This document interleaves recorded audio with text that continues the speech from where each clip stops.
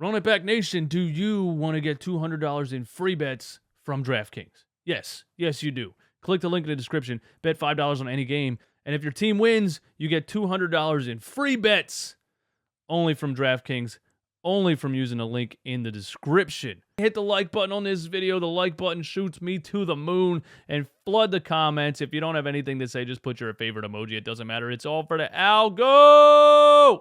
Run it back, Philly. No frauds, no fanboys, no intros. The Philadelphia Eagles are 4-0 in 2022. They are the only undefeated NFL team left. It's absolutely ridiculous. I didn't see it coming. I know some of you will swear that you did see it coming. But listen, the more and more they pull off wins like this, that's the point here, wins like this, because you can steamroll a couple of bad teams like they did last season with the offensive line being as good as they are, with the running attack. When you face adversity in the rain, nobody's going to throw the ball good in the rain, first of all. Nobody's going to do anything well in the rain. When both teams facing adversity in these conditions and you pull out a W in this game against Doug Peterson and the Jacksonville Jaguars, that tells you even more about this team than the first three games. The first three games showed us, hey, Jalen Hurts improved his mechanics this offseason, has been lights out throwing the football. The first three games showed you, hey, A.J. Brown was a ridiculously amazing addition to this squad. Devontae Smith is elite. We know that. The offensive line is healthy. They're back. Dallas Goedert's the top 5 tight end. The defense, the linebackers, the defensive ends, Hassan Reddick, on and on and on. The first three games showed you how good that team is, how talented that team is. You know? But today, with these conditions, what's the Hurricane's name?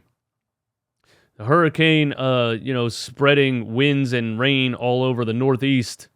This kind of game is what shows you the guts of a team, the heart of a team. When it's not going to be easy to get things done on the field, how do you pull it out? The defensive line won this football game. The defensive line is back. I can't say this enough. We won the Super Bowl because of our defensive line. Yeah, Nick Foles turned into Joe Montana. Yeah, Nick Foles turned into Archie Manning in his prime. Nick Foles turned into, Dan Marino. But we ultimately won the Super Bowl because of our defensive line, because of our pressure, and because of our edge rush. Brandon Graham with the strip sack on Tom Brady, iconic. We won this game because of our defensive line. We won this game because of Fletcher Cox, Brandon Graham, Javon Hargrave, Hassan Reddick. Hassan Reddick gets his flowers, man. 2 strip sacks in this game for Hassan Reddick. And it comes down to, we're up by 9. It is what it is. We weren't lights out all day. It was terrible conditions. It comes down to, let's get a stop. You give Trevor Lawrence, I guess that's where we'll start. We'll skip right to the fourth quarter. We go up 9. You give Trevor Lawrence, we go up 8, I'm sorry. You give Trevor Lawrence a 2-minute drill. The first time he dropped back in the pocket, we end the game. Hassan Reddick ends the game with the strip sack. Javon Hargrave jumps on it, and the game's over. So we didn't even give him a chance to run a 2-minute drill. I want to say Trevor Lawrence, young quarterback, right? Did not have a good rookie season, but he can throw the football. Has to learn the NFL game, has to learn the NFL speed. The one thing I noticed in this game watching Trevor Lawrence, and if I had to point out something else that he really needs to learn, is his pocket awareness. Trevor Lawrence has no NFL pocket awareness. That dude stands in a burning house fire and just dies every time. He just stands there. That final play showed it perfectly. The pocket collapses. He just stands there. And both strip sacks, actually. The pocket just collapses. He just stands there with the ball and gets hit and fumbles it. Maybe Trevor Lawrence in college never really had to deal with those things. It's tough when you have the best of everything your whole life. And you get to the NFL, suddenly you don't have the best of everything. Best high school, best college, best offensive line, best wide receiver options. You get to the NFL, suddenly you don't have the best of everything. And, Trevor Lawrence stood in the pocket. And Hassan Reddick ended the game.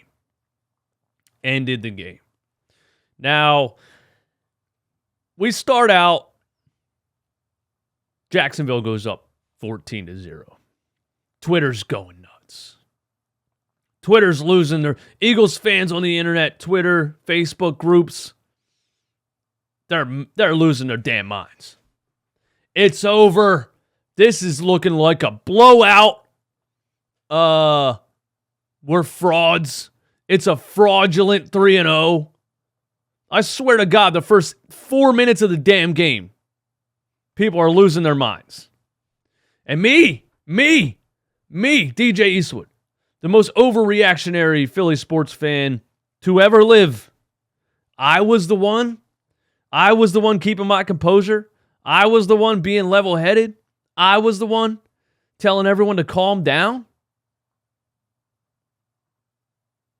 I said the Jacksonville Jaguars scored twice in the first quarter on good fortune. And when you're only scoring on good fortune, it is not sustainable, ladies and gentlemen. Why we got spam in the chat, bro? Come on, YouTube, get your shit together. You're worth $1 billion. You're worth $100 billion. And you somehow can't figure out how to stop spammers. You're worth $100 billion.